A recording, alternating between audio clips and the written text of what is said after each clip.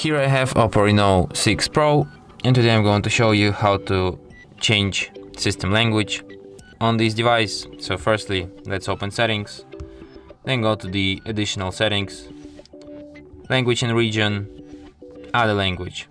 Here you can see the whole list of available system languages. So let's pick, for example, Ukrainian, and then to set it as the system language, you have to drag it on top like this, and then tap change to Ukrainian.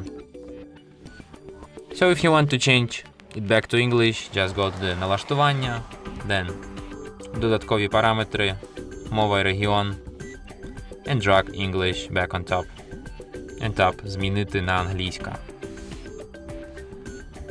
And that's it. Thanks for watching. If you find this tutorial useful, don't forget to hit that like button and subscribe to our channel.